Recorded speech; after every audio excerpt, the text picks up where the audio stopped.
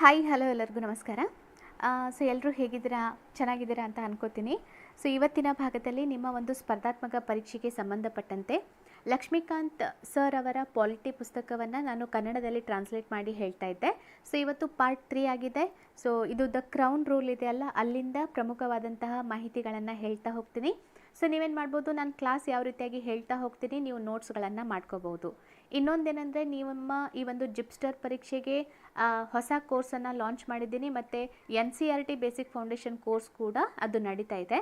ನಿಮಗೆ ಇಂಟ್ರೆಸ್ಟ್ ಇದ್ದರೆ ನೀವು ಜಾಯಿನ್ ಆಗ್ಬೋದು, ಅದರ ಬೆನಿಫಿಟನ್ನು ಪಡ್ಕೋಬೋದು.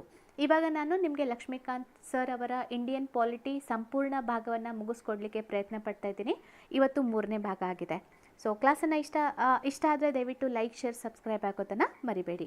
ದ ಕ್ರೌನ್ ರೂಲ್ 1858 ಟು 1947 ಅಂದರೆ ಈ ಕ್ರೌನ್ ಆಳ್ವಿಕೆ ಇದೆಯಲ್ಲ 1858ರಿಂದ 1947 ಅವಧಿ ಅಂತ ಹೇಳ್ಬೋದು. Government of India act of 1858 1858 Bharat ಸರ್ಕಾರ ಕಾಯ್ದೆ. ನಾನು ಸ್ವಲ್ಪನೇ ಇಂಗ್ಲೀಷ್ನಲ್ಲಿ ಓದಿ ಅದನ್ನು ಕನ್ನಡದಲ್ಲಿ ಟ್ರಾನ್ಸ್ಲೇಟ್ ಮಾಡಿ ಸಂಪೂರ್ಣವಾಗಿ ನಿಮಗೆ ಅರ್ಥ ಮಾಡಿಸ್ಲಿಕ್ಕೆ ಪ್ರಯತ್ನ ಪಡ್ತೀನಿ. Okay, this significant act was enacted in the wake of the revolt of 1857. ಈ ಒಂದು ಪ್ರಮುಖವಾದಂತಹ ಕಾಯ್ದೆಯನ್ನು 1857 ದಂಗೆಯ ಸಮಯದಲ್ಲಿ ಜಾರಿಗೆ ತಂದಲಾಯಿತು. 1857 ದಂಗೆಯನ್ನು also known as the first war of the independence or the sepoy mutiny. ಈ 1857 ದಂಗೆಯನ್ನು ಭಾರತದ ಮೊದಲ ಸ್ವತಂತ್ರ ಸಂಗ್ರಾಮ ಅಂತ ಕೂಡ ಹೇಳ್ತೀವಿ, ಅಥವಾ ಸಿಪಾಯಿ ದಂಗೆ ಅಂತ ಕರಿತೀವಿ. ಸಿಪಾಯಿ ಮ್ಯೂಟಿನಿ ಅಥವಾ ಸಿಪಾಯಿ ದಂಗೆ. The act known as the act for the good government of India, ಭಾರತದ ಉತ್ತಮ ಆಡಳಿತ ಕಾಯ್ದೆ ಎಂದು ಕರೆಯಲ್ಪಡುವ ಈ ಕಾನೂನು abolished the East India Company and transferred the powers of government territories and revenues to the British crown. ಭಾರತದ ಉತ್ತಮ ಆಡಳಿತ ಕಾಯ್ದೆ ಎಂದು ಕರೆಯಲ್ಪಡುವ ಈ ಕಾನೂನು ಈಸ್ಟ್ ಇಂಡಿಯಾ ಕಂಪನಿಯನ್ನು ರದ್ದುಪಡಿಸಿತು ಮತ್ತು ಗವರ್ನರ್ಗಳು, ಪ್ರಾಂತ್ಯಗಳು, ಆದಾಯ ಅಧಿಕಾರಿಗಳನ್ನು ಬ್ರಿಟಿಷ್ ರಾಜಪ್ರಭುತ್ವಕ್ಕೆ ವರ್ಗಾಯಿಸಿತು. ಇದು ಈ ಒಂದು ಭಾಗದ ಸಾರಾಂಶ. ಇಲ್ಲಿ ಇನ್ನೊಮ್ಮೆ ಹೇಳಿಬಿಡ್ತೀನಿ ಕನ್ನಡದಲ್ಲಿ. ಈ ಒಂದು ಕಾಯ್ದೆಯನ್ನು 1857 ದಂಗೆಯ ಸಮಯದಲ್ಲಿ ಈ ಜಾರಿಗೆ ತಂದದ್ದು. 1857 ದಂಗೆಯನ್ನು ಭಾರತದ ಮೊದಲ ಸ್ವತಂತ್ರ ಸಂಗ್ರಾಮ ಅಂತ ಹೇಳ್ತೀವಿ, ಅಥವಾ ಸಿಪಾಯಿ ದಂಗೆ ಅಂತ ಹೇಳ್ತೀವಿ. ಈ ಒಂದು ಕಾಯ್ದೆಯನ್ನು ಇನ್ನೊಂದು ಹೆಸರಿನಿಂದ ಭಾರತದ ಉತ್ತಮ ಆಡಳಿತ ಕಾಯ್ದೆ ಅಂತ ಕರೆಯಲಾಗತ್ತೆ. ಯಾಕಂದರೆ ಈ ಒಂದು ಕಾಯ್ದೆ ಈಸ್ಟ್ ಇಂಡಿಯಾ ಕಂಪನಿಯನ್ನು ರದ್ದುಪಡಿಸುತ್ತೆ, ಗವರ್ನರ್ಗಳು, ಪ್ರಾಂತ್ಯಗಳು ಮತ್ತು ಆದಾಯ ಅಧಿಕಾರವನ್ನು ಬ್ರಿಟಿಷ್ ರಾಜಪ್ರಭುತ್ವಕ್ಕೆ ವರ್ಗಾಯಿಸಿತು. ಹಾಗಾದರೆ ಈ ಕಾಯ್ದೆಯ ಪ್ರಮುಖವಾದಂಥ ಲಕ್ಷಣಗಳನ್ನು ನೋಡ್ತಾ ಹೋಗೋಣ. ಫೀಚರ್ಸ್ ಆಫ್ ದಿ ಆ್ಯಕ್ಟ್ ಅಥವಾ ಕಾಯ್ದೆಯ ಲಕ್ಷಣಗಳು. ಓಕೆ, ಒಂದೊಂದೇ ಹೇಳ್ತಾ ಹೋಗ್ತೀನಿ. ನೀವು ಬೇಕಾದರೆ ನೋಟ್ ಡೌನ್ ಮಾಡ್ಕೋಬೋದು ಪ್ರಮುಖವಾದಂಥ ಮಾಹಿತಿಗಳನ್ನು. ಕಾಯ್ದೆಯ ವೈಶಿಷ್ಟ್ಯಗಳೇನು? ಫಸ್ಟ್ ಒನ್ ಇದೆಯಲ್ಲ, it provided that India henceforth was to be govern by and in the name of her Majesty. It change the designation of the governor general of India to that of viceroy of India. ಇಲ್ಲಿವರೆಗೆ ಹೇಳ್ತೀನಿ ನೋಡಿ. ಈ ಒಂದು ಕಾಯ್ದೆಯ ಅಡಿಯಲ್ಲಿ ಭಾರತದ ಆಳ್ವಿಕೆಯು ನೇರವಾಗಿ ರಾಣಿ ವಿಕ್ಟೋರಿಯಾ ಅಡಿಯಲ್ಲಿ ಹೋಗುತ್ತೆ. ಯಾರು ನೋಡ್ತಾರೆ, ಈ ಒಂದು ಕಾಯ್ದೆಯ ಮುಖಾಂತರ ಭಾರತದ ಸಂಪೂರ್ಣ ಆಡಳಿತ ರಾಣಿ ವಿಕ್ಟೋರಿಯಾ ಅವರಿಗೆ ಹೋಗುತ್ತೆ. ಮತ್ತು ಇಷ್ಟು ದಿನ ಗವರ್ನರ್ ಜನರಲ್ ಇದ್ದಂತಹ ಒಂದು ಹುದ್ದೆ ಅದು ಚೇಂಜ್ ಆಗುತ್ತೆ. ಯಾವ ರೀತಿ ಚೇಂಜ್ ಆಗುತ್ತೆ? ಭಾರತದ ವೈಸ್ರಾಯ್ ಎಂದು ಅದನ್ನು ಬದಲಾಯಿಸಲಾಗುತ್ತೆ. ಇಲ್ಲಿಂದ ನೀವು ನೋಡ್ಬೋದು, in the name of her majesty ಅದಾಯಿತು. It change the designation of the governor general of India to that of viceroy of India. ಅಂದರೆ ಮೊದಲು ಗವರ್ನರ್ ಜನರಲ್ ಆಫ್ ಇಂಡಿಯಾ ಇದ್ದದ್ದನ್ನು ಬದಲಾವಣೆ ಮಾಡಿ ಇದನ್ನು ವೈಸ್ರಾಯ್ ಆಫ್ ಇಂಡಿಯಾ ಅಂತ ಬದಲಾಯಿಸಲಾಯಿತು. He was the direct representative of the British crown in India. Lord Canning thus became the first viceroy of India. ಅವರು ಭಾರತದಲ್ಲಿ ಬ್ರಿಟಿಷ್ ಕ್ರೌನ್ನ ನೇರ ಪ್ರತಿನಿಧಿಯಾದರು. ಯಾರು ಈ ಒಂದು ವೈಸ್ರಾಯ್ ಆಗಿ ನೇಮಕ ಆಗ್ತಾರಲ್ಲ, ಅವರು ಈ ಒಂದು ಬ್ರಿಟಿಷರ ಅಧಿಕಾರದ ಅವಧಿಯಲ್ಲಿ ಈ ಬ್ರಿಟಿಷರ ನೇರ ಪ್ರತಿನಿಧಿಯಾಗಿ ಇದ್ದರು. ಈ ರೀತಿಯಾಗಿ ಆಯ್ಕೆಯಾದಂತಹ ಭಾರತದ ಮೊದಲ ವೈಸ್ರಾಯ್ ಯಾರು ಅಂದರೆ ಲಾರ್ಡ್ ಕ್ಯಾನಿಂಗ್. ಓಕೆ, ಇನ್ನೊಮ್ಮೆ ಸಂಪೂರ್ಣವಾಗಿ ಕನ್ನಡದಲ್ಲಿ ಹೇಳ್ತೀನಿ. ಈ ಕಾಯ್ದೆಯ ಅಡಿಯಲ್ಲಿ ಭಾರತದ ಆಳ್ವಿಕೆ ನೇರವಾಗಿ ರಾಣಿ ವಿಕ್ಟೋರಿಯಾ ಅವರಿಗೆ ಹೋಗುತ್ತೆ. ಗವರ್ನರ್ ಜನರಲ್ ಹುದ್ದೆಯನ್ನು ಬದಲಾವಣೆ ಮಾಡಿ ಭಾರತದ ವೈಸ್ರಾಯ್ ಅಂತೂ ಬದಲಾವಣೆ ಮಾಡಲಾಯಿತು. ವೈಸ್ರಾಯ್ ಭಾರತದಲ್ಲಿ ಬ್ರಿಟಿಷರ್ ಕ್ರೌನ್ನ ನೇರ ಪ್ರತಿನಿಧಿ ಆಗ್ತಾರೆ. ಮತ್ತು ಈ ರೀತಿಯಾಗಿ ಆಯ್ಕೆಯಾದಂತಹ ಮೊದಲ ವೈಸ್ರಾಯ್ ಯಾರು ಅಂದರೆ ಲಾರ್ಡ್ ಕ್ಯಾನಿಂಗ್. ಓಕೆ, ಎರಡನೇ ಪಾಯಿಂಟನ್ನು ನೋಡೋಣ. ಸೊ ಎರಡನೇ ಪಾಯಿಂಟಲ್ಲಿ ಏನು ಹೇಳಲಾಗ್ತಿದೆ, it ended the system of double government by abolishing the board of control and court of directors. So ಎರಡನೇ ಪಾಯಿಂಟಲ್ಲಿ ಏನು ಹೇಳಲಾಗ್ತಾ ಇದೆ, ಈ ಕಾಯ್ದೆಯು ನಿಯಂತ್ರಣ ಮಂಡಳಿ ಮತ್ತು ನಿರ್ದೇಶಕರ ನ್ಯಾಯಾಲಯಗಳನ್ನು ರದ್ದುಗೊಳಿಸುವ ಮೂಲಕ ಭಾರತದಲ್ಲಿ ಆಡಳಿತದ ಪ್ರಭುತ್ವ ವ್ಯವಸ್ಥೆಯನ್ನು ಕೊನೆಗೊಳಿಸುತ್ತೆ. ಅಂದರೆ ಇಲ್ಲಿ ಗೌರ್ಮೆಂಟ್ ಇತ್ತು, ಡಬಲ್ ಗೌರ್ಮೆಂಟ್ ಇತ್ತು, ಎರಡು ಸರ್ಕಾರ ಇತ್ತು. ಸೊ ಎರಡು ಸರ್ಕಾರ ಇರೋದನ್ನು ಅದೇನು ಮಾಡುತ್ತೆ, ಈ ಒಂದು ಕಾಯ್ದೆ ಅಬಾಲಿಷ್ ಮಾಡುತ್ತೆ ಅಥವಾ ರದ್ದು ಮಾಡುತ್ತೆ. ಸೊ ಆ ಎರಡು ಸರ್ಕಾರ ಅಂತ ಹೇಳಬೇಕಂದ್ರೆ ಯಾವುದು, ನಿಯಂತ್ರಣ ಮಂಡಳಿ ಮತ್ತು ನಿರ್ದೇಶಕರ ನ್ಯಾಯಾಲಯವನ್ನು ರದ್ದುಗೊಳಿಸುವ ಮೂಲಕ ಭಾರತದಲ್ಲಿ ಆಡಳಿತ ಪ್ರಭುತ್ವ ವ್ಯವಸ್ಥೆಯನ್ನು ಕೊನೆಗೊಳಿಸುತ್ತೆ. ಓಕೆ, ಮೂರನೇ ಪಾಯಿಂಟ್ ನೋಡೋಣ. It created a new office, secretary of state for India, vested with complete authority and control over Indian administration. ಭಾರತದ ರಾಜ್ಯ ಕಾರ್ಯದರ್ಶಿ ಎಂಬ ಹೊಸ ಹುದ್ದೆಯನ್ನು ರಚಿಸಲಾಗಿ ಇದರಲ್ಲಿ ಭಾರತದ ಆಡಳಿತದ ಮೇಲೆ ಸಂಪೂರ್ಣ ನಿಯಂತ್ರಣದ ಅಧಿಕಾರವನ್ನು ನೀಡಲಾಯಿತು. ಇಲ್ಲಿ ಕೊಟ್ಟಿದ್ದಾರಲ್ಲ, it created a new office, secretary of state for India. So ಹೊಸ ಹುದ್ದೆಯನ್ನು ರಚನೆ ಮಾಡಲಾಯಿತು, ಏನಂತ, ಭಾರತದ ರಾಜ್ಯ ಕಾರ್ಯದರ್ಶಿ ಅಂತ. Vested with the complete authority and control over Indian administration. So ಇವರ ಬಳಿ ಭಾರತದ ಆಡಳಿತದ ಮೇಲೆ ಸಂಪೂರ್ಣ ನಿಯಂತ್ರಣ ಅಧಿಕಾರವನ್ನು ನೀಡಲಾಯಿತು. The secretary of state was a member of British cabinet and was responsible ultimately to the British parliament. ಈ ಕಾರ್ಯದರ್ಶಿ ಬ್ರಿಟಿಷ್ ಕ್ಯಾಬಿನೆಟ್ನ ಸದಸ್ಯರಾಗಿದ್ದರು ಮತ್ತು ಅಂತಿಮವಾಗಿ ಬ್ರಿಟಿಷ್ ಸಂಸತ್ತಿಗೆ ಜವಾಬ್ದಾರರು ಆಗಿದ್ದರು. ಸೊ ಮೂರನೇ ಪಾಯಿಂಟನ್ನು ಕ್ಲಿಯರಾಗಿ ಕನ್ನಡದಲ್ಲಿ ಹೇಳಬೇಕಂದ್ರೆ, ಭಾರತದ ರಾಜ್ಯ ಕಾರ್ಯದರ್ಶಿ ಎಂಬ ಹೊಸ ಹುದ್ದೆಯನ್ನು ರಚಿಸಲಾಯಿತು. ಇವರ ಅಡಿಯಲ್ಲಿ ಭಾರತದ ಆಡಳಿತದ ಮೇಲೆ ಸಂಪೂರ್ಣ ನಿಯಂತ್ರಣದ ಅಧಿಕಾರವನ್ನು ನೀಡಲಾಯಿತು. ಈ ಭಾರತದ ರಾಜ್ಯ ಕಾರ್ಯದರ್ಶಿ ಬ್ರಿಟಿಷ್ ಕ್ಯಾಬಿನೆಟ್ನ ಸದಸ್ಯರಾಗಿದ್ದರು ಮತ್ತು ಅಂತಿಮವಾಗಿ ಬ್ರಿಟಿಷ್ ಸಂಸತ್ತಿಗೆ ಜವಾಬ್ದಾರರು ಆಗಿದ್ದರು. ಓಕೆ, ಈಗ ನಾಲ್ಕನೇ ಪಾಯಿಂಟ್ಗೆ ಹೋಗೋಣ. ಸೊ ನಾಲ್ಕನೇ ಪಾಯಿಂಟ್ ಏನು ಹೇಳುತ್ತೆ, it established a 15 member council of India to assist the secretary of state for India. So ಇದು ಭಾರತದ ಕಾರ್ಯದರ್ಶಿಗೆ ಸಹಾಯ ಮಾಡಲು 15 ಸದಸ್ಯರ ಮಂಡಳಿಯನ್ನು ರಚಿಸಲಾಯಿತು. ಇಲ್ಲಿ it established a 15 member council of India to assist secretary of state for India. ಈಗಾಗಷ್ಟೇ ಮೇಲಿನ ಪಾಯಿಂಟಲ್ಲಿ ಕಾರ್ಯದರ್ಶಿಯನ್ನು, ಆ ಹೊಸ ಹುದ್ದೆಯನ್ನು ರಚನೆ ಮಾಡಿದ್ವಿ. ಆ ಕಾರ್ಯದರ್ಶಿಗೆ ಹೆಲ್ಪ್ ಮಾಡಲಿಕ್ಕೋಸ್ಕರ 15 ಜನರ ಅಥವಾ ಸದಸ್ಯರನ್ನು ಹೊಂದಿರುವಂತಹ ಮಂಡಳಿಯನ್ನು ರಚನೆ ಮಾಡಲಾಯಿತು. Okay, so the council was an advisory body.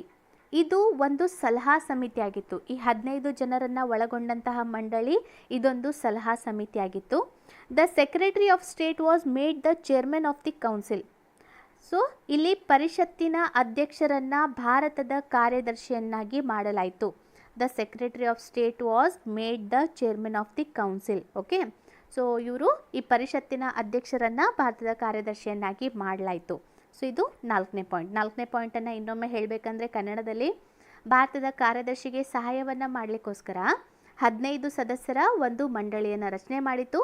ಈ ಮಂಡಳಿ ಅಥವಾ ಈ ಸಮಿತಿ ಇದೆಯಲ್ಲ, ಇದೊಂದು ಎಂತಹ ಸಮಿತಿ ಅಂದರೆ ಸಲಹಾ ಸಮಿತಿ ಆಗಿತ್ತು. ಸೊ ಪರಿಷತ್ತಿನ ಅಧ್ಯಕ್ಷರನ್ನು ಭಾರತದ ಕಾರ್ಯದರ್ಶಿಯನ್ನಾಗಿ ಮಾಡಲಾಯಿತು. ನಾಲ್ಕನೇ ಪಾಯಿಂಟ್. ಐದನೇ point, it constituted the secretary of state in council as a body corporate capable of suing and being sued by India and in England. ಈ ಒಂದು ಕಾನೂನಿನ ಅಡಿಯಲ್ಲಿ ಕೌನ್ಸಿಲ್ ಆಫ್ ಇಂಡಿಯಾ ಸೆಕ್ರೆಟರಿಯನ್ನು ರಚಿಸಲಾಯಿತು. ಇದು ಕಾರ್ಪೊರೇಟ್ ಸಂಸ್ಥೆ ಆಗಿತ್ತು ಮತ್ತು ಭಾರತ ಮತ್ತು ಇಂಗ್ಲೆಂಡ್ನಲ್ಲಿ ಮೊಕದ್ದಮೆಯನ್ನು ಹೂಡುವ ಅಧಿಕಾರವನ್ನು ಹೊಂದಿತ್ತು ಮತ್ತು ಇದರ ಮೇಲೆ ಮೊಕದ್ದಮೆಯನ್ನು ನಡೆಸಬಹುದಾದಂತಹ ಅಧಿಕಾರವನ್ನು ನೀಡಿತು. ಯಾವುದು? ಐದನೇ ಪಾಯಿಂಟ್. ಸೊ ಐದನೇ ಪಾಯಿಂಟ್ ಇದೆಯಲ್ಲ, ಏನು ಹೇಳುತ್ತೆ, ಈ ಕಾನೂನಿನ ಅಡಿಯಲ್ಲಿ ಕೌನ್ಸಿಲ್ ಆಫ್ ಇಂಡಿಯಾ ಸೆಕ್ರೆಟರಿಯನ್ನು ರಚಿಸಲಾಯಿತು. It constituted the secretary of state in council as a corporate body. ಇದು ಒಂದು ಕಾರ್ಪೊರೇಟ್ ಸಂಸ್ಥೆ ಆಗಿತ್ತು. Capable of suing and being sued by sued in India and in England. ಅಂದರೆ ಭಾರತ ಮತ್ತು ಇಂಗ್ಲೆಂಡ್ನಲ್ಲಿ ಮೊಕದ್ದಮೆಯನ್ನು ಹೂಡುವ ಮತ್ತು ಇದರ ಮೇಲೆ ಮೊಕದ್ದಮೆಯನ್ನು ನಡೆಸುವ ಅಧಿಕಾರವನ್ನು ನೀಡಲಾಯಿತು. ಓಕೆ, ಸೊ ಫೈನಲ್ ಆಗಿ the act of 1858 was however largely confined to the improvement of the administration machinery by which the Indian government was to be supervised and controlled in India. 1858ರ ಕಾಯ್ದೆಯ ಮುಖ್ಯ ಉದ್ದೇಶ ಆಡಳಿತ ಯಂತ್ರವನ್ನು ಸುಧಾರಿಸುವುದಾಗಿತ್ತು. ಅದರ ಮೂಲಕ ಇಂಗ್ಲೆಂಡ್ನಲ್ಲಿ ಭಾರತ ಸರ್ಕಾರವು ಮೇಲ್ವಿಚಾರಣೆ ಮತ್ತು ನಿಯಂತ್ರಣವನ್ನು ಹೊಂದುವಂತಹ ಉದ್ದೇಶ ಇತ್ತು. It did not ಅಲ್ಟರ್ in any substantial way the system of government that prevailed in India. So ಭಾರತದಲ್ಲಿ ಚಾಲ್ತಿಯಲ್ಲಿರುವ ಆಡಳಿತ ವ್ಯವಸ್ಥೆಯಲ್ಲಿ ಯಾವುದೇ ವಿಶೇಷ ಬದಲಾವಣೆಗಳನ್ನು ಈ ಒಂದು 1858ರ ಕಾಯ್ದೆ ಮಾಡಲಿಲ್ಲ. ಓಕೆ, ಸೊ ಇನ್ನೊಮ್ಮೆ ಹೇಳೋ ಹಾಗಿದ್ರೆ the act of 1858 was however largely confined to the improvement of the administration machinery by which the Indian government was to be supervised and controlled in England. 1858ರ ಕಾಯ್ದೆಯ ಮುಖ್ಯ ಉದ್ದೇಶ ಆಡಳಿತ ಯಂತ್ರವನ್ನು ಸುಧಾರಿಸುವುದಾಗಿತ್ತು. ಅದರ ಮೂಲಕ ಇಂಗ್ಲೆಂಡ್ನಲ್ಲಿ ಭಾರತ ಸರ್ಕಾರವು ಮೇಲ್ವಿಚಾರಣೆ ಮತ್ತು ನಿಯಂತ್ರಣವನ್ನು ಹೊಂದಬಹುದು. ಮತ್ತು ಇವಾಗ ಇಷ್ಟು ದಿನಗಳವರೆಗೆ ಭಾರತದಲ್ಲಿ ಚಾಲ್ತಿಯಲ್ಲಿರುವ ಆಡಳಿತ ವ್ಯವಸ್ಥೆಯಲ್ಲಿ ಈ ಒಂದು ಕಾಯ್ದೆ ಯಾವುದೇ ವಿಶೇಷ ಬದಲಾವಣೆಯನ್ನು ಮಾಡಲಿಲ್ಲ. ಓಕೆ, ಸೊ ಇದು 1858ರ ಕಾಯ್ದೆ. ಮುಂದಿನ ನೋಡೋಣ, Indian council act of 1861, 1892 and 1909. So ಇವಾಗ 1861ರ, 1892ರ ಮತ್ತು 1909ರ ಇಂಡಿಯನ್ ಭಾರತೀಯ ಕೌನ್ಸಿಲ್ ಕಾಯ್ದೆಗಳ ಕುರಿತಾಗಿ ನೋಡೋಣ. ಓಕೆ, ಸೊ ಇಲ್ಲಿ ಇವಾಗ ಈ ಫಸ್ಟ್ ಪ್ಯಾರಾನ ನೋಡೋಣ. After the great revolt of 1857, 1857ರ ಮಹಾನ್ ಕ್ರಾಂತಿಯ ನಂತರ the British government felt the necessity of seeking the cooperation of the Indians in the administration of their country. 1857ರ ಈ ಒಂದು ಮಹಾನ್ ಕ್ರಾಂತಿಯ ನಂತರ ಬ್ರಿಟಿಷ್ ಸರ್ಕಾರವು ಭಾರತದಲ್ಲಿ ಆಡಳಿತ ನಡೆಸಲು ಭಾರತೀಯರ ಸಹಕಾರವನ್ನು ಪಡೆಯುವುದು ಅಗತ್ಯವೆಂದು ಅರಿತುಕೊಂಡಿತು. Okay, in pursuance of this policy of association 3 acts were enacted by the British Parliament in 1861, 1892 and 1909. So ಈ ಸಹಕಾರ ನೀತಿಯ ಅಡಿಯಲ್ಲಿ, ಅಂದರೆ ಈ ಒಂದು ಉದ್ದೇಶವನ್ನು ನಡೆಸ್ಕೊಂಡು ಹೋಗಬೇಕು ಅನ್ನೋಂತಹ ಉದ್ದೇಶದೊಂದಿಗೆ ಬ್ರಿಟಿಷ್ ಸಂಸತ್ತು ಈ 3 ಕಾಯ್ದೆಗಳನ್ನು ಅಂಗೀಕಾರ ಮಾಡುತ್ತೆ. 1861, 1892, 1909ರ ಹೊಸ ಕಾಯ್ದೆಗಳನ್ನು ಅಂಗೀಕರಿಸಿತು. Okay, the Indian council act of 1861 is an important landmark in the constitutional and political history of India. 1861ರ ಭಾರತೀಯ ಕೌನ್ಸಿಲ್ ಕಾಯ್ದೆ ಭಾರತೀಯ ಸಂವಿಧಾನಿಕ ಮತ್ತು ರಾಜಕೀಯ ಇತಿಹಾಸದಲ್ಲಿ ಪ್ರಮುಖ ಪಾತ್ರದ ವಹಿಸಿದಂತಹ ಕಾಯ್ದೆ. ಓಕೆ, ಇನ್ನೊಮ್ಮೆ ಹೇಳಿಬಿಡ್ತೀನಿ ಕನ್ನಡದಲ್ಲಿ. 1857ರ ಒಂದು ಪ್ರಮುಖ ದಂಗೆಯ ಅಥವಾ ಕ್ರಾಂತಿಯ ನಂತರ ಬ್ರಿಟಿಷರಿಗೆ ಏನು ಅರಿವು ಆಯಿತು ಅಂದರೆ, ಈಗ ಭಾರತೀಯರೊಂದಿಗೆ ಆ ಒಂದು ಭಾರತದಲ್ಲಿ ನಾವು ಆಡಳಿತವನ್ನು ನಡೆಸಬೇಕಂದ್ರೆ ಭಾರತೀಯರ ಸಹಕಾರವಿಲ್ಲದೆ ನಾವು ಅದನ್ನು ಪಡ್ಕೊಳ್ಳಿಕ್ಕೆ ಸಾಧ್ಯ ಇಲ್ಲ ಅಂತ ಅವರಿಗೆ ಗೊತ್ತಾಗತ್ತೆ. ಸೊ ಈ ಒಂದು ಉದ್ದೇಶದಿಂದ ಬ್ರಿಟಿಷ್ ಸಂಸತ್ತು 3 ಕಾಯ್ದೆಗಳನ್ನು, ಹೊಸ ಕಾಯ್ದೆಗಳನ್ನು ಅಂಗೀಕಾರ ಮಾಡುತ್ತೆ. ಆ ಕಾಯ್ದೆಗಳು ಅಂದರೆ 1861, 1892, 1909ರ ಭಾರತ ಕೌನ್ಸಿಲ್ ಕಾಯ್ದೆ ಆಗಿದೆ. ಸೊ ಅದರಲ್ಲಿ 1861ರ ಭಾರತೀಯ ಕೌನ್ಸಿಲ್ ಕಾಯ್ದೆ ಇದು ನಮ್ಮ ಭಾರತೀಯ ಸಂವಿಧಾನಿಕ ಮತ್ತು ರಾಜಕೀಯ ಇತಿಹಾಸದಲ್ಲಿ ತುಂಬಾ ಮಹತ್ವದ ಪಾತ್ರವನ್ನು ವಹಿಸುತ್ತೆ. ಓಕೆ, ಈಗ features of the act of 1861.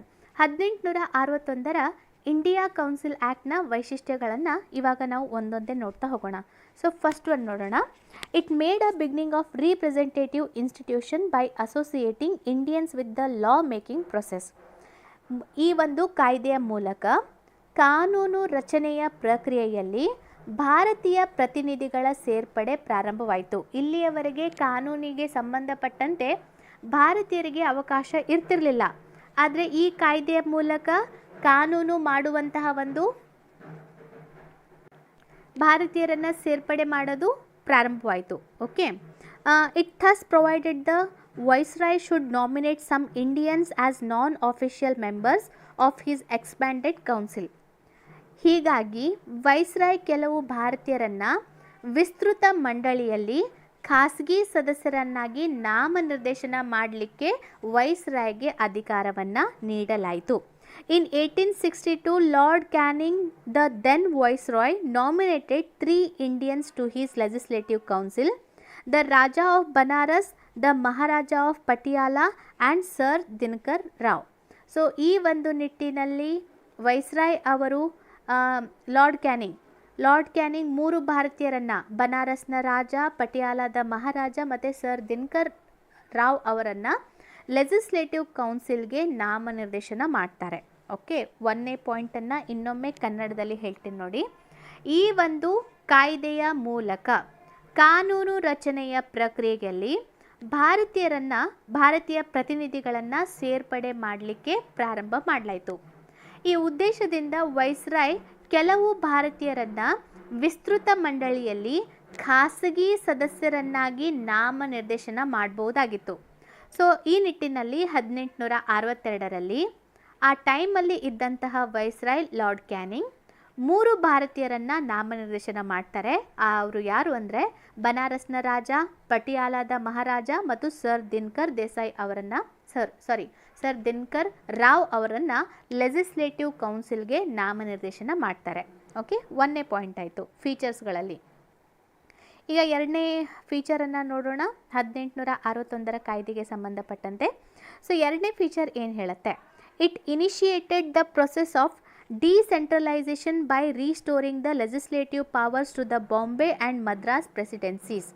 ಈ ಕಾಯ್ದೆಯು ಮದ್ರಾಸ್ ಮತ್ತು ಬಾಂಬೆ ಪ್ರೆಸಿಡೆನ್ಸಿಗಳಿಗೆ ಶಾಸಕಾಂಗ ಅಧಿಕಾರವನ್ನು ಮರು ನೀಡುವ ಮೂಲಕ ವಿಕೇಂದ್ರೀಕರಣದ ಪ್ರಕ್ರಿಯೆಯನ್ನು ಪ್ರಾರಂಭಿಸಲಾಯಿತು. ಇದರ ಹಿಂದೆ ಇದ್ದಂತಹ ಕೆಲವೊಂದು ಕಾಯ್ದೆಗಳಲ್ಲಿ ಈ ಬಾಂಬೆ ಮತ್ತು ಮದ್ರಾಸ್ಗೆ ಇದ್ದಂತಹ ಕಾಯ್ದೆಗಳನ್ನು ಕಸಿದುಕೊಳ್ಳಲಾಗಿತ್ತು.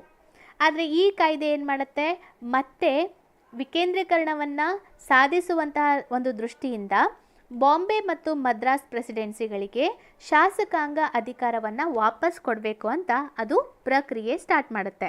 Okay, it thus reverse the centralizing tendency that started from the Regulating Act of 1773 and reached its climax under the Charter Act of 1833.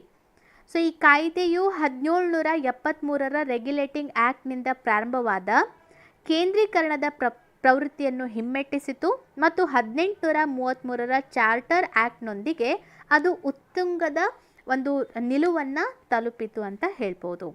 This policy of legislative devolution resulted in the grant of almost complete internal autonomy to the provinces in 1937. ಶಾಸಕಾಂಗ ಅಭಿವೃದ್ಧಿ ಈ ನೀತಿಯಿಂದಾಗಿ 1837ರ ಹೊತ್ತಿಗೆ ಪ್ರಾಂತ್ಯಗಳು ಸಂಪೂರ್ಣ ಆಂತರಿಕ ಸ್ವಾಯತ್ತತೆಯನ್ನು ಪಡೆದುಕೊಂಡಿತು. So 2ನೇ ಪಾಯಿಂಟನ್ನು ಕಂಪ್ಲೀಟಾಗಿ ಕನ್ನಡದಲ್ಲಿ ಒಂದ್ಸಲ ಹೇಳ್ತೀನಿ ನೋಡಿ. ಈ ಕಾಯ್ದೆ ಮದ್ರಾಸ್ ಮತ್ತು ಬಾಂಬೆ ಪ್ರೆಸಿಡೆನ್ಸಿಗಳಿಗೆ ಶಾಸಕಾಂಗ ಅಧಿಕಾರವನ್ನು ಮರು ನೀಡುವ ಮೂಲಕ ವಿಕೇಂದ್ರೀಕರಣದ ಪ್ರಕ್ರಿಯೆಯನ್ನು ಪ್ರಾರಂಭ ಮಾಡಿತು. ಈ ಕಾಯ್ದೆ 1773ರ ನಿಯಂತ್ರಣ ಅಥವಾ ರೆಗ್ಯುಲೇಟಿಂಗ್ ಆ್ಯಕ್ಟ್ನಿಂದ ಪ್ರಾರಂಭವಾದ ಕೇಂದ್ರೀಕರಣದ ಪ್ರವೃತ್ತಿಯನ್ನು ಹಿಮ್ಮೆಟ್ಟಿಸಿತು ಮತ್ತು 1833ರ ಚಾರ್ಟರ್ ಆ್ಯಕ್ಟ್ನೊಂದಿಗೆ ಅದು ಉತ್ತುಂಗವನ್ನು ತಲುಪಿತು. ಶಾಸಕಾಂಗ ಅಭಿವೃದ್ಧಿಯು ಈ ನೀತಿಯಿಂದಾಗಿ 1937ರ ಹೊತ್ತಿಗೆ ಪ್ರಾಂತ್ಯಗಳು ಸಂಪೂರ್ಣ ಆಂತರಿಕ ಸ್ವಾಯತ್ತತೆಯನ್ನು ಪಡೆದುಕೊಂಡಿತು. ಓಕೆ, ನೆಕ್ಸ್ಟ್ 3rd ಪಾಯಿಂಟ್ ನೋಡೋಣ. 3rd ಪಾಯಿಂಟಲ್ಲಿ ಏನು ಹೇಳಲಾಗುತ್ತೆ? It also provided for the establishment of new legislative council for Bengal, North Western Frontier Provinces and Punjab which were established in 1862, 1866 and 1897 respectively. Okay, ಇದೇನು ಹೇಳುತ್ತೆ? 1862, 1866 ಮತ್ತು 1897ರಲ್ಲಿ ಕ್ರಮವಾಗಿ ಬಂಗಾಳ, ವಾಯುವ್ಯ ಗಡಿ ಪ್ರಾಂತ್ಯ ಮತ್ತು ಪಂಜಾಬ್ನಲ್ಲಿ ವಿಧಾನ ಪರಿಷತ್ತುಗಳನ್ನು ರಚಿಸಲಾಯಿತು. ಸೊ ಇದು ಅದು ಹೇಳಿದ್ನಲ್ಲ, ಸೊ ಹೊಸ ಲೆಜಿಸ್ಲೇಟಿವ್ ಕೌನ್ಸಿಲ್ಗಳನ್ನು, ಹೊಸ ಈ ಒಂದು ವಿಧಾನ ಪರಿಷತ್ತುಗಳನ್ನು ಎಲ್ಲಿ ಬಂಗಾಳ, ವಾಯುವ್ಯ ಗಡಿ ಪ್ರಾಂತ್ಯ ಮತ್ತು ಪಂಜಾಬ್ನಲ್ಲಿ ಕ್ರಮವಾಗಿ 1862, 1866 1897ರಲ್ಲಿ ವಿಧಾನ ಪರಿಷತ್ತುಗಳನ್ನು ರಚನೆ ಮಾಡಲಿಕ್ಕೆ ಅವಕಾಶ ನೀಡಿತು. ಓಕೆ, 3ನೇ ಪಾಯಿಂಟ್ ಆಯಿತು. 4ನೇ ಪಾಯಿಂಟ್ ಇದೆ ಅಲ್ಲ, it empowered the viceroy to make rules and orders for the more convenient transaction of business in the council. ಇಲ್ಲಿವರೆಗೆ ಹೇಳ್ತೀನಿ ನೋಡಿ. ಕೌನ್ಸಿಲ್ನಲ್ಲಿ ವ್ಯವಹಾರ ನಡೆಸಲು ಹೆಚ್ಚಿನ ನಿಯಮಗಳು ಮತ್ತು ಆದೇಶಗಳನ್ನು ಮಾಡಲು ಇದು ವೈಸ್ರಾಯ್ಗೆ ಅಧಿಕಾರವನ್ನು ನೀಡಿತು. It empowered the viceroy to make rules and orders for the more convenient transaction of business in the council. So ಪರಿಷತ್ತಿನಲ್ಲಿ ಇನ್ನೂ ಸರಾಗವಾಗಿ ಎಲ್ಲ ವ್ಯವಹಾರಗಳನ್ನು ನಡೆಸ್ಕೊಂಡು ಹೋಗಲಿಕ್ಕೋಸ್ಕರ ವೈಸ್ರಾಯ್ಗೆ ಹೆಚ್ಚಿನ ಏನು ಅಧಿಕಾರವನ್ನು ನೀಡಲಾಯಿತು, ಹೊಸದಾದಂಥ ನಿಯಮಗಳನ್ನು ಆದೇಶಗಳನ್ನು ಮಾಡೋ ಮೂಲಕ. It also gave a recognition to the portfolio system introduced by Lord Canning in 1857. Okay, so ಇದು 1859 ಇದು 1859ರಲ್ಲಿ ಲಾರ್ಡ್ ಕ್ಯಾನಿಂಗ್ ಪರಿಚಯಿಸಿದ ಪೋರ್ಟ್ಫೋಲಿಯೋ ವ್ಯವಸ್ಥೆಯನ್ನು ಸಹ ಗುರುತಿಸಿತು. ಓಕೆ, ಸೊ ಆಮೇಲೆ under this a member of the viceroy's council was made in charge of one or more departments of the government and was authorized to issue final orders on behalf of the council on matters of his department. So ಇಲ್ಲಿ ಏನು ಹೇಳಲಾಗುತ್ತೆ, so ಇದರ ಅಡಿಯಲ್ಲಿ viceroy council ಒಬ್ಬ ಸದಸ್ಯರನ್ನು ಒಂದು ಅಥವಾ ಹೆಚ್ಚಿನ ಸರ್ಕಾರಿ ಇಲಾಖೆಗಳ ಉಸ್ತುವಾರಿ ವಹಿಸಬಹುದು ಮತ್ತು ಈ ಇಲಾಖೆಯಲ್ಲಿ ಪರಿಷತ್ತಿನ ಪರವಾಗಿ ಅಂತಿಮ ಆದೇಶಗಳನ್ನು ರವಾನಿಸುವ ಅಧಿಕಾರವನ್ನು ಹೊಂದಿದ್ರು. ಈಗ ಫಾರ್ ಎಕ್ಸಾಂಪಲ್, ಈಗ ನಮ್ಮ ಮಂತ್ರಿಗಳು ಇದ್ದಾರೆ ನೋಡಿ, ಒಂದೇ ಪೋಸ್ಟ್ ಇರಲ್ಲ, ಅಂದರೆ ಎಲ್ಲರಿಗೂ ಒಂದೇ ಪೋಸ್ಟ್ ಅಂತ ಅಲ್ಲ. ಸೊ ಕೆಲವೊಬ್ಬರು ಮಂತ್ರಿಗಳಿಗೆ 2-3 ಪೋಸ್ಟ್ಗಳನ್ನು ಹಂಚಿರ್ತಾರಲ್ಲ, ಖಾತೆಗಳು, ಪೋರ್ಟ್ಫೋಲಿಯೋ ಅಂದರೆ ಖಾತೆಗಳು. ಸೊ ಇಲ್ಲಿ ಒಂದು ಅಥವಾ ಒಂದಕ್ಕಿಂತ ಹೆಚ್ಚು ಪೋರ್ಟ್ಫೋಲಿಯೋಗಳನ್ನು ಹಂಚಿಕೆ ಮಾಡಲಿಕ್ಕೆ ಅಧಿಕಾರ ನೀಡಲಾಯಿತು. ಸೊ ಈ 4ನೇ ಪಾಯಿಂಟನ್ನು ಇನ್ನೊಮ್ಮೆ ನಾನು ಕನ್ನಡದಲ್ಲಿ ಹೇಳ್ತಾ ಇದ್ದೀನಿ. ಕೌನ್ಸಿಲ್ ವ್ಯವಹಾರದ ನಡೆಸಲು ಹೆಚ್ಚಿನ ನಿಯಮಗಳು ಮತ್ತು ಆದೇಶಗಳನ್ನು ಮಾಡಲು ಇದು ವೈಸ್ರಾಯ್ಗೆ ಅಧಿಕಾರವನ್ನು ನೀಡಿತು.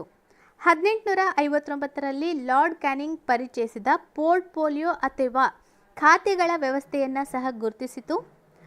ಈ ಒಂದು ಕಾಯ್ದೆಯ ಅಡಿಯಲ್ಲಿ ವೈಸ್ರಾಯ್ ಕೌನ್ಸಿಲ್ ಒಬ್ಬ ಸದಸ್ಯರನ್ನು ಒಂದು ಅಥವಾ ಹೆಚ್ಚಿನ ಸರ್ಕಾರಿ ಇಲಾಖೆಗಳ ಉಸ್ತುವಾರಿ ವಹಿಸಬಹುದು ಮತ್ತು ಈ ಇಲಾಖೆಯಲ್ಲಿ ಪರಿಷತ್ತಿನ ಪರವಾಗಿ ಅಂತಿಮ ಆದೇಶಗಳನ್ನು ರವಾನಿಸುವ ಅಧಿಕಾರವನ್ನು ಹೊಂದಿದ್ರು. ಸೊ ಇದು 4ನೇ ಪಾಯಿಂಟ್.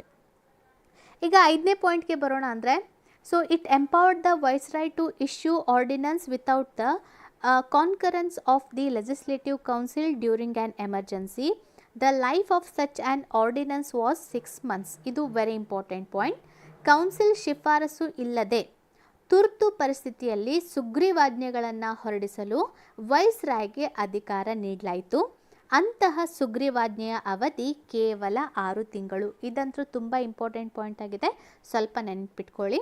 ಸೊ ಇನ್ನೊಮ್ಮೆ ಹೇಳಿಬಿಡ್ತೀನಿ. It empowered the viceroy to issue ordinance without concurrence of the legislative council. So ಕೌನ್ಸಿಲ್ನ ಶಿಫಾರಸು ಇಲ್ಲದೆ ತುರ್ತು ಪರಿಸ್ಥಿತಿಯಲ್ಲಿ ಸುಗ್ರೀವಾಜ್ಞೆಗಳನ್ನು ಹೊರಡಿಸಲು ವೈಸ್ರಾಯ್ಗೆ ಅಧಿಕಾರ ನೀಡಲಾಯಿತು. ಈ ಸುಗ್ರೀವಾಜ್ಞೆಯ ಅವಧಿ ಎಷ್ಟಿತ್ತು? 6 ತಿಂಗಳು ಅಥವಾ 6 months. ಓಕೆ, 2ನೇ ಪ್ರಮುಖವಾದ ಕಾಯ್ದೆ 1892ರ ಕಾಯ್ದೆಯ ವೈಶಿಷ್ಟ್ಯಗಳನ್ನು ನೋಡೋಣ. Features of the act of 1892. So ಮೊದಲನೆಯ ಅಂಶವನ್ನು ನೋಡೋಣ. It increase the number of additional members in the central and provincial legislative council but maintain the official majority in them. So ಇದರ ಮೂಲಕ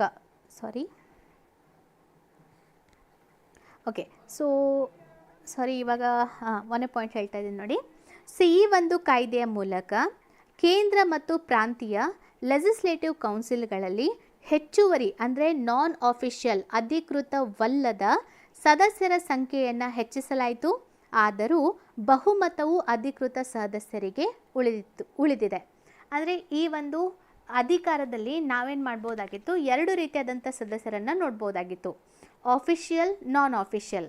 ಸೊ ಈ ಕಾಯ್ದೆ 1892ರ ಕಾಯ್ದೆ ನಾನ್ ಆಫಿಷಿಯಲ್ ಕೆಟಗರಿಯಲ್ಲಿ ಇನ್ನೂ ಹೆಚ್ಚುವರಿ ಸದಸ್ಯರ ಸಂಖ್ಯೆಯನ್ನು ಇನ್ಕ್ರೀಸ್ ಮಾಡಿತು, ಹೌದಾ? ಆದರೆ ಸಂಪೂರ್ಣ ಅಥವಾ ಜಾಸ್ತಿ ಅಧಿಕಾರ ಯಾರ ಹತ್ರ ಉಳಿಯಿತು? ಅಧಿಕೃತ ಸದಸ್ಯರ ಬಳಿ ಉಳಿಯಿತು. It increase the number of additional members in the central and provincial legislative council but maintain the official majority in them. ಈ ಕಾಯ್ದೆಯ ಮೂಲಕ ಕೇಂದ್ರ ಮತ್ತು ಪ್ರಾಂತೀಯ ಲೆಜಿಸ್ಲೇಟಿವ್ ಕೌನ್ಸಿಲ್ಗಳಲ್ಲಿ ಹೆಚ್ಚುವರಿ ಸದಸ್ಯರ ಸಂಖ್ಯೆಯನ್ನು ಹೆಚ್ಚಿಸಲಾಯಿತು. ಆದರೂ ಕೂಡ ಬಹುಮತವು ಅಧಿಕೃತ ಸದಸ್ಯರಿಗೆ ಉಳಿಯಿತು. ಎರಡನೇ ಪಾಯಿಂಟ್ ನೋಡೋಣ. ಎರಡನೇ point, okay, it increase the function of legislative council and gave them the power of discussing the budget and addressing questions to the executive. So ಇದು ಲೆಜಿಸ್ಲೇಟಿವ್ ಕೌನ್ಸಿಲ್ಗಳ ಕಾರ್ಯಗಳನ್ನು ಹೆಚ್ಚಿಸಿತು ಮತ್ತು ಬಜೆಟನ್ನು ಚರ್ಚಿಸಲು ಮತ್ತು ಕಾರ್ಯಾಂಗದ ಪ್ರಶ್ನೆಗಳಿಗೆ ಉತ್ತರಿಸಲು ಅವರಿಗೆ ಅಧಿಕಾರ ನೀಡಲಾಯಿತು. ಅಂದರೆ ಇಲ್ಲಿ ಹೇಳಿದೆ ಅಲ್ಲ, it increase the function of legislative council. ಇದು ಲೆಜಿಸ್ಲೇಟಿವ್ ಕೌನ್ಸಿಲ್ನ ಕಾರ್ಯಗಳನ್ನು, ಅಧಿಕಾರವನ್ನು ಹೆಚ್ಚಿಸಿತು. And gave them the power of discussing budget. So ಬಜೆಟನ್ನು ಚರ್ಚಿಸಲು ಅಧಿಕಾರವನ್ನು ನೀಡಲಾಯಿತು. And addressing question to the executive, ಕಾರ್ಯಾಂಗದ ಪ್ರಶ್ನೆಗಳಿಗೆ ಉತ್ತರಿಸುವ ಅಧಿಕಾರ ಅವರಿಗೆ ನೀಡಲಾಯಿತು. ಸೊ ಮೂರನೇ ಪಾಯಿಂಟ್ ಹೇಳಬೇಕಂದ್ರೆ, it provided for the nomination of some non official members of the central legislative council by the Viceroy on recommendation of the Provincial Legislative Council and the Bengal Chamber of Commerce, and that of Provincial Legislative Council by the governors on the recommendation of the District Board, municipalities, universities, trade association, jamindars and chambers. So ಈ ಮೂರನೇ point ಸ್ವಲ್ಪ ಅರ್ಥ ಮಾಡ್ಕೊಳ್ಳೋದಿದೆ. ಇದೇನು ಹೇಳ್ತಾ ಇದೆ, ಇದು ವೈಸ್ರಾಯ್ಗೆ ಖಾಸಗಿ ಸದಸ್ಯರನ್ನು ಕೇಂದ್ರ ಲೆಜಿಸ್ಲೇಟಿವ್ ಕೌನ್ಸಿಲ್ ಮತ್ತು ಬೆಂಗಾಲ್ ಚೇಂಬರ್ಸ್ ಆಫ್ ಕಾಮರ್ಸ್ಗೆ ನಾಮನಿರ್ದೇಶನ ಮಾಡಲು ಅಧಿಕಾರವನ್ನು ಒದಗಿಸಿತು. ಓಕೆ, ಸೊ ಪ್ರಾಂತೀಯ ಶಾಸಕಾಂಗ ಮಂಡಳಿಗಳಲ್ಲಿ ಜಿಲ್ಲಾ ಕೌನ್ಸಿಲ್, ಪುರಸಭೆ, ವಿಶ್ವವಿದ್ಯಾಲಯ, ಟ್ರೇಡ್ ಯೂನಿಯನ್, ಜಮೀನ್ದಾರರು ಮತ್ತು ಚೇಂಬರ್ ಆಫ್ ಕಾಮರ್ಸ್ಗಳ ಶಿಫಾರಸುಗಳ ಮೇರೆಗೆ ರಾಜ್ಯಪಾಲರು ಅಧಿಕೃತವಲ್ಲದ ಸದಸ್ಯರನ್ನು ನೇಮಿಸುವ ಅಧಿಕಾರವನ್ನು ಹೊಂದಿದ್ರು. It provided for the nomination of some non official members. ಈ ಒಂದು ಕಾಯ್ದೆ ಅನಧಿಕೃತ ಅಂದರೆ ನಾನ್ ಅಫಿಷಿಯಲ್, ಅಧಿಕೃತವಲ್ಲದ ಸದಸ್ಯರನ್ನು ನೇಮಕ ಮಾಡಲಿಕ್ಕೆ ಅಥವಾ ನಾಮನಿರ್ದೇಶನ ಮಾಡಲಿಕ್ಕೆ ಅವಕಾಶ ಕೊಡ್ತು. ಸೊ ಅದರಲ್ಲಿ ಎರಡು ಬರುತ್ತೆ. ಎಲ್ಲಿಂದ ಅಂದರೆ central legislative council by the viceroy on the recommendation of the provincial legislative council and the Bengal chamber of commerce. So ಇಲ್ಲಿ ಇದೆಲ್ಲ ಫಸ್ಟ್ ಒನ್ ಏನು ಹೇಳುತ್ತೆ, ಚೇಂಬರ್ ಆಫ್ ಕಾಮರ್ಸ್ನ ಶಿಫಾರಸುಗಳ ಮೇರೆಗೆ ರಾಜ್ಯಪಾಲರು ಅಧಿಕೃತವಲ್ಲದ ಸದಸ್ಯರನ್ನು, ಸೊ ಎಲ್ಲಿ ಪ್ರಮುಖವಾಗಿ ಈ ಅಧಿಕೃತವಲ್ಲದ ಸದಸ್ಯರನ್ನು ಕೇಂದ್ರ ಲೆಜಿಸ್ಲೇಟಿವ್ ಕೌನ್ಸಿಲ್ ಮತ್ತು ಬೆಂಗಾಲ್ ಚೇಂಬರ್ಸ್ ಆಫ್ ಕಾಮರ್ಸ್ಗೆ ನಾಮನಿರ್ದೇಶನ ಮಾಡಲು ಅಧಿಕಾರ ಒದಗಿಸಿತು. First one. ಸೊ ಬಿ ಏನು ಹೇಳುತ್ತೆ, ಸೊ ಬಿ ಹೇಳೋದು that of provincial legislative council by the governors on the recommendation of the district board, municipalities, universities, trade association, zamindars and chambers. ಮೊದಲನೇದಲ್ಲಿ ಅಧಿಕಾರ ಏನು ಇದು ನಾನ್ ಅಫಿಷಿಯಲ್ ಸದಸ್ಯರನ್ನು ಎಲ್ಲಿಂದ ಅಂದರೆ ಕೇಂದ್ರ ಲೆಜಿಸ್ಲೇಟಿವ್ ಕೌನ್ಸಿಲ್ ಮತ್ತು ಬೆಂಗಾಲ್ ಚೇಂಬರ್ ಆಫ್ ಕಾಮರ್ಸ್ಗೆ ನಾಮನಿರ್ದೇಶನ ಮಾಡಲಿಕ್ಕೆ ಎ ಪಾಯಿಂಟಲ್ಲಿ ಅಧಿಕಾರ ನೀಡಲಾಯಿತು.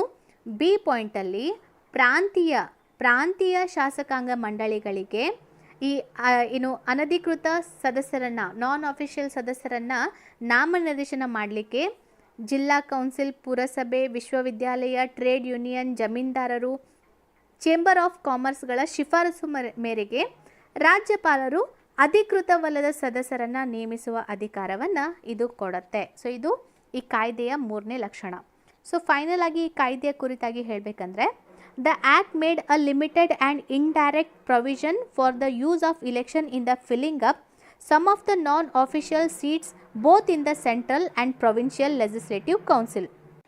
ಓಕೆ, ಇಲ್ಲಿ ಫಸ್ಟ್ ಪಾಯಿಂಟ್ ಏನು ಹೇಳುತ್ತೆ ಅಂದರೆ, ಈ ಒಂದು ಕಾಯ್ದೆ ಇದೆಯಲ್ಲ 1892ರ ಕಾಯ್ದೆಯಲ್ಲಿ ಎಲ್ಲಿಯೂ ಕೂಡ ಚುನಾವಣೆ ಅನ್ನುವಂತಹ ಪದ ಬಳಸದಿದ್ದರೂ ಕೂಡ ಕೇಂದ್ರ ಮತ್ತು ಪ್ರಾಂತೀಯ ಲೆಜಿಸ್ಲೇಟಿವ್ ಕೌನ್ಸಿಲ್ಗಳಿಗೆ ಖಾಸಗಿ ಸದಸ್ಯರ ನೇಮಕಕ್ಕೆ ಸೀಮಿತ ಮತ್ತು ಪರೋಕ್ಷ ಚುನಾವಣೆಯ ಕಾಯ್ದೆಯನ್ನು ಇದು ಒದಗಿಸಿತ್ತು. Okay, so the word election was however not used in the act. The process was described as nomination made on the recommendation of the certain bodies.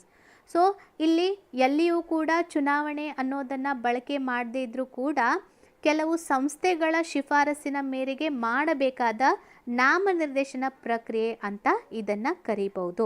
So ಈ ಲಾಸ್ಟ್ ಪಾಯಿಂಟನ್ನು ನಾವು ಕನ್ನಡದಲ್ಲಿ ಕಂಪ್ಲೀಟ್ ಹೇಳಬೇಕಂದ್ರೆ, ಸೊ ಈ ಕಾಯ್ದೆಯಲ್ಲಿ ಎಲ್ಲಿಯೂ ಕೂಡ ಚುನಾವಣೆ ಅನ್ನುವಂಥ ಪದವನ್ನು ಬಳಕೆ ಮಾಡದೇ ಇದ್ದರೂ ಕೂಡ ಕೇಂದ್ರ ಮತ್ತು ಪ್ರಾಂತೀಯ ಲೆಜಿಸ್ಲೇಟಿವ್ ಕೌನ್ಸಿಲ್ಗಳಿಗೆ ಖಾಸಗಿ ಸದಸ್ಯರನ್ನ ನೇಮಕಕ್ಕೆ ಸೀಮಿತ ಮತ್ತು ಪರೋಕ್ಷ ಚುನಾವಣೆ ಕಾಯ್ದೆಯನ್ನು ಒದಗಿಸುತ್ತೆ. ಇದನ್ನು ಕೆಲವು ಸಂಸ್ಥೆಗಳ ಶಿಫಾರಸಿನ ಮೇರೆಗೆ ಮಾಡಬೇಕಾದ ನಾಮನಿರ್ದೇಶನ ಪ್ರಕ್ರಿಯೆಯ ಮೂಲಕ ಮಾಡಬಹುದು ಅಂತ ಇಲ್ಲಿ ಮೆನ್ಷನ್ ಮಾಡಲಾಗತ್ತೆ. ಓಕೆ, ಸೊ ಇದು 1892ರ ಕಾಯ್ದೆ. ಮುಂದಿಂದು ಫೀಚರ್ಸ್ ಆಫ್ 1909. ಸೊ ಈ ಒಂದು 1909ರ ಕಾಯ್ದೆಯ ವೈಶಿಷ್ಟ್ಯಗಳನ್ನು ನೋಡೋಣ. ಇದು ವೆರಿ ಇಂಪಾರ್ಟೆಂಟ್ ಆದಂಥ ಕಾಯ್ದೆ ಇದು, ಮತ್ತು 1919ರ ಕಾಯ್ದೆ, ಯಾಕಂದರೆ ಬಹಳ ಸಲ ಕ್ವಶನ್ಸ್ಗಳು ಈ ಟಾಪಿಕ್ನಿಂದ ಬಂದಿದೆ. This act is also known as Morley Minto reform. Lord Morley was then secretary of state for India and Lord Minto was then viceroy of India. ಈ ಕಾಯ್ದೆಯನ್ನು ಮಾರ್ಲೆ ಮಿಂಟೋ ರಿಫಾರ್ಮ್ ಅಂತ ಕೂಡ ಕರೆಯಲಾಗತ್ತೆ. ಲಾರ್ಡ್ ಮಾರ್ಲೆ ಆ ಸಮಯದಲ್ಲಿ ಇಂಗ್ಲೆಂಡ್ನಲ್ಲಿ ಭಾರತದ ರಾಜ್ಯ ಕಾರ್ಯದರ್ಶಿಯಾಗಿದ್ದರು ಮತ್ತು ಲಾರ್ಡ್ ಮಿಂಟೋ ಭಾರತದಲ್ಲಿ ವೈಸ್ರಾಯ್ ಆಗಿದ್ದರು. ಈ ಒಂದು ಕಾರಣಕ್ಕೋಸ್ಕರ ಈ ಇಬ್ಬರ ಹೆಸರನ್ನು ಜೋಡಿಸಿ ಈ ಕಾಯ್ದೆಗೆ 1919ರ ಕಾಯ್ದೆ ಅಥವಾ ಮಾರ್ಲೆ ಮಿಂಟೋ ಸುಧಾರಣೆ ಅಂತ ಕೂಡ ಇದನ್ನು ಕರೆಯಲಾಗತ್ತೆ. ಸೊ ಹಾಗಾದರೆ ಈ ಕಾಯ್ದೆಯ ಲಕ್ಷಣಗಳನ್ನು ಒಂದೊಂದೇ ನೋಡ್ತಾ ಹೋಗೋಣ. ಫಸ್ಟ್ ಒನ್ ಹೇಳಬೇಕಂದ್ರೆ, it considerably increase the size of the legislative council both central and provincial. ಇದು ಕೇಂದ್ರ ಮತ್ತು ಪ್ರಾಂತೀಯ ಲೆಜಿಸ್ಲೇಟಿವ್ ಕೌನ್ಸಿಲ್ಗಳ ಗಾತ್ರವನ್ನು ಗಣನೀಯವಾಗಿ ಹೆಚ್ಚಿಸಿತು. The number of members in the central legislative council was raised from 16 to 60. So ಇಲ್ಲಿ ಕೇಂದ್ರ ಮಂಡಳಿಯಲ್ಲಿ ಈ ಸದಸ್ಯರ ಸಂಖ್ಯೆಯನ್ನು 16ರಿಂದ 60ಕ್ಕೆ ಏರಿಸಲಾಯಿತು. The number of members in the provincial legislative council was not uniform. So ಪ್ರಾಂತೀಯ ಶಾಸಕಾಂಗ ಮಂಡಳಿಗಳಲ್ಲಿ ಅವರ ಸಂಖ್ಯೆ ಏಕರೂಪವಾಗಿರಲಿಲ್ಲ, ಅಂದರೆ ಸೇಮ್ ಆಗಿರಲಿಲ್ಲ ಎಲ್ಲ ಕಡೆ. ಸೊ ಇದನ್ನು ಹೇಳಬೇಕಂದ್ರೆ ಇದು ಕೇಂದ್ರ ಮತ್ತು ಪ್ರಾಂತೀಯ ಲೆಜಿಸ್ಲೇಟಿವ್ ಕೌನ್ಸಿಲ್ಗಳ ಗಾತ್ರವನ್ನು ಗಣನೀಯವಾಗಿ ಹೆಚ್ಚಿಗೆ ಮಾಡಿತ್ತು. ಕೇಂದ್ರ ಮಂಡಳಿಯಲ್ಲಿ 16 ಇದ್ದಂಥ ಸದಸ್ಯರ ಸಂಖ್ಯೆಯನ್ನು 60ಕ್ಕೆ ಏರಿಸಿತ್ತು. ಆದರೆ ಪ್ರಾಂತೀಯ ಶಾಸಕಾಂಗ ಮಂಡಳಿಗಳಲ್ಲಿ ಯಾವುದೇ ಸಂಖ್ಯೆ ಏಕರೂಪವಾಗಿ ಇರಲಿಲ್ಲ. Okay, first point. ಸೆಕೆಂಡ್ ಪಾಯಿಂಟನ್ನು ನೋಡೋಣ. It retained official majority in the Central Legislative Council but allowed the Provincial Legislative Council to have non-official majority. ಇದು ಕೇಂದ್ರ ಮಂಡಳಿಯಲ್ಲಿ ಅಧಿಕೃತ ಬಹುಮತವನ್ನು ಉಳಿಸಿಕೊಂಡಿತು, ಆದರೆ ಪ್ರಾಂತೀಯ ಕೌನ್ಸಿಲ್ಗಳಲ್ಲಿ ಬಹುಪಾಲು ಅನಧಿಕೃತ ಸದಸ್ಯರ ಆಯ್ಕೆಗೂ ಕೂಡ ಅವಕಾಶವನ್ನು ನೀಡಲಾಗಿತ್ತು. ಅಂದರೆ ಇದಕ್ಕಿಂತ ಮುಂಚೆ ಕೇವಲ ಕೇಂದ್ರದಲ್ಲಿ ಮಾತ್ರ ಈ ನಾನ್ ಅಫಿಷಿಯಲ್ ಸದಸ್ಯರನ್ನು ಆಯ್ಕೆ ಮಾಡಲಿಕ್ಕೆ, ನಾಮನಿರ್ದೇಶನ ಮಾಡಲಿಕ್ಕೆ ಅಧಿಕಾರ ನೀಡಲಾಗಿತ್ತು. ಆದರೆ ಈ ಕಾಯ್ದೆಯಲ್ಲಿ ಪ್ರಾಂತೀಯ ಕೌನ್ಸಿಲ್ಗಳಿಗೂ ಕೂಡ ಈ ನಾನ್ ಅಫಿಷಿಯಲ್ ಸದಸ್ಯರನ್ನು ಬರಲಿಕ್ಕೆ, ನಾಮನಿರ್ದೇಶನ ಮಾಡಲಿಕ್ಕೆ ಅವಕಾಶ ನೀಡಲಾಯಿತು. ಓಕೆ, ಸೊ ಈಗ ಮೂರನೇ ಪಾಯಿಂಟ್ ಅಂತ ಹೇಳಬೇಕಂದ್ರೆ, it enlarge the deliberative functions of the legislative council at both the levels. For example, members were allowed to ask supplementary questions, move resolution on budget and so on. ಇದು 2 ಹಂತಗಳಲ್ಲಿ legislative ಕೌನ್ಸಿಲ್ಗಳ ವಿಚಾರಣಾ ಕಾರ್ಯಗಳ ವ್ಯಾಪ್ತಿಯನ್ನು ವಿಸ್ತರಿಸಿತು. ಅಂದರೆ 2 ಹಂತದಲ್ಲಿ ಎಲ್ಲೆಲ್ಲಿ it enlarge the deliberative functions of the legislative council at both the levels. So 2 ರೀತಿಯ ಹಂತದಲ್ಲಿ ಲೆಜಿಸ್ಲೇಟಿವ್ ಅಥವಾ ಶಾಸಕಾಂಗ ಮಂಡಳಿಗಳ ವಿಚಾರಣಾ ಕಾರ್ಯದ ವ್ಯಾಪ್ತಿಯನ್ನು ವಿಸ್ತರಣೆ ಮಾಡುತ್ತೆ. ಉದಾಹರಣೆಗೆ, ಸೊ ಇಲ್ಲಿ ಏನಂತ ಹೇಳಬೇಕಂದ್ರೆ, ಪೂರಕ ಪ್ರಶ್ನೆಗಳನ್ನು, ಸದಸ್ಯರಿಗೆ ಪೂರಕ ಪ್ರಶ್ನೆಗಳನ್ನು ಕೇಳೋದು, ಬಜೆಟ್ನಲ್ಲಿ ನಿರ್ಣಯಗಳನ್ನು ಮಾಡೋದು, ಈ ರೀತಿಯಾದಂತಹ ಬದಲಾವಣೆಗಳನ್ನು ಮಾಡಲಿಕ್ಕೆ 1909ರ ಕಾಯ್ದೆ ನಮಗೆ ಅವಕಾಶವನ್ನು ನೀಡಿತು. 4ನೇ point, it provided for the first time for the association of Indians with the executive council of the viceroy and governors. Okay, so ಈ ಕಾಯ್ದೆ ಅಡಿಯಲ್ಲಿ ಮೊದಲ ಬಾರಿಗೆ ವೈಸ್ರಾಯ್ ಮತ್ತು ರಾಜ್ಯಪಾಲರ ಕಾರ್ಯನಿರ್ವಾಹಕ ಮಂಡಳಿಯೊಂದಿಗೆ ಮಂಡಳಿಯೊಂದಿಗೆ ಸಂಘವನ್ನು ರಚಿಸಲು ಭಾರತೀಯರಿಗೆ ಅವಕಾಶ ಕಲ್ಪಿಸಲಾಗಿದೆ. So it provided for the first time for the association of Indians with the executive council of the viceroy and governors. So first time ಭಾರತೀಯರಿಗೆ ಅವಕಾಶ ಕೊಟ್ಟಿದ್ದಂತಹ ಕಾಯ್ದೆ ಅಂತ ಹೇಳ್ಬೋದು. Satyendra Prasad Sinha became the first Indian to join Viceroy's Executive Council. He was appointed as the law member. Okay, so ಇಲ್ಲಿ ಸತ್ಯೇಂದ್ರ ಪ್ರಸಾದ್ ಸಿನ್ಹಾ ಅವರು viceroy ಕಾರ್ಯಕಾರಿ ಮಂಡಳಿಯ ಮೊದಲ ಭಾರತೀಯ ಸದಸ್ಯರಾದರು. ಅವರನ್ನು ಕಾನೂನು ಸದಸ್ಯರನ್ನಾಗಿ ಮಾಡಲಾಯಿತು. ಸೊ 4ನೇ ಪಾಯಿಂಟನ್ನು ಕಂಪ್ಲೀಟ್ ಕನ್ನಡದಲ್ಲಿ ಹೇಳಬೇಕಂದ್ರೆ, ಈ ಕಾಯ್ದೆ ಅಡಿಯಲ್ಲಿ ಮೊದಲ ಬಾರಿಗೆ ವೈಸ್ರಾಯ್ ಮತ್ತು ರಾಜ್ಯಪಾಲರ ಕಾರ್ಯನಿರ್ವಾಹಕ ಮಂಡಳಿಯೊಂದಿಗೆ ಸಂಘವನ್ನು ರಚಿಸಲು ಭಾರತೀಯರಿಗೆ ಅವಕಾಶ ಕಲ್ಪಿಸಲಾಯಿತು. ಸತ್ಯೇಂದ್ರ ಪ್ರಸಾದ್ ಸಿನ್ಹಾ ಅವರು ವೈಸ್ರಾಯ್ ಕಾರ್ಯಕಾರಿ ಮಂಡಳಿಯ ಮೊದಲ ಭಾರತೀಯ ಸದಸ್ಯರಾದರು. ಅವರನ್ನು ಕಾನೂನು ಸದಸ್ಯರನ್ನಾಗಿ ಮಾಡಲಾಯಿತು. ಸೊ 4ನೇ ಪಾಯಿಂಟ್. ಈಗ 5ನೇ ಪಾಯಿಂಟ್ಗೆ ಹೋಗೋಣ. ಸೊ 5ನೇ ಪಾಯಿಂಟ್ ವೆರಿ ಇಂಪಾರ್ಟೆಂಟ್ ಪಾಯಿಂಟ್. ಇದೇನು ಹೇಳುತ್ತೆ? It introduced a system of communal representation for Muslim by accepting the concept of separate ಎಲೆಕ್ಟರೇಟ್.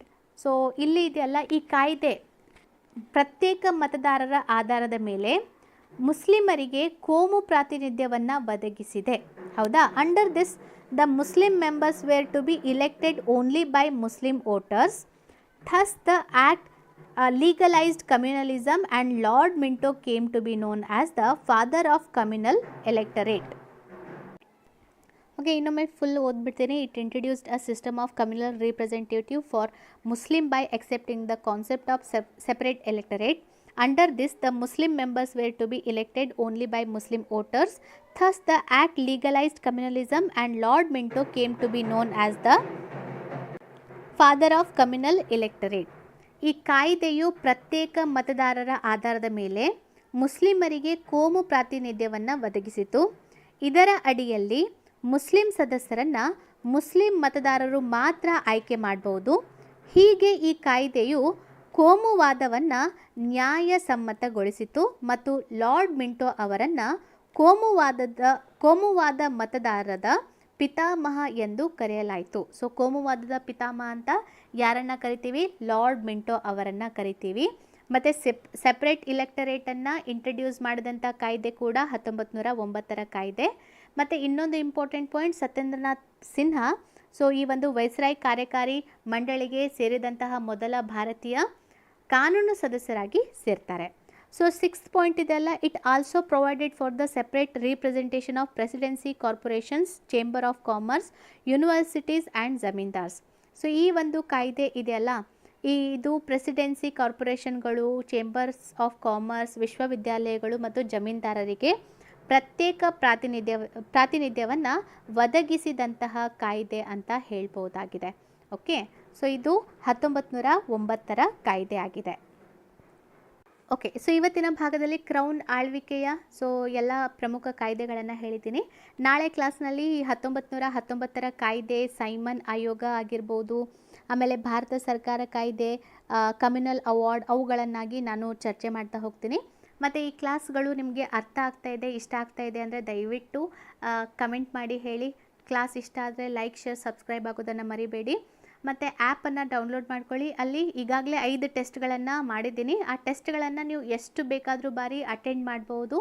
Very important ಆದಂತಹ NCERT ಕ್ವಶನ್ಸ್ಗಳನ್ನು ಆ ಟೆಸ್ಟ್ನಲ್ಲಿ ಫ್ರೀಯಾಗಿ ನೀವು ಯಾವಾಗ ಬೇಕಾದರೂ ಅಟೆಂಪ್ಟ್ ಮಾಡಿಕೊಂಡು ನಿಮ್ಮ ಒಂದು ಸಕ್ಸಸ್ಸನ್ನು ಇನ್ನೂ ಕ್ಲಿಯರ್ ಮಾಡ್ಕೋಬೋದು. So thank you so much. ಇದಿಷ್ಟು ಈ ಭಾಗದ ಮಾಹಿತಿಯಾಗಿತ್ತು. ಎಲ್ಲರಿಗೂ ಧನ್ಯವಾದ.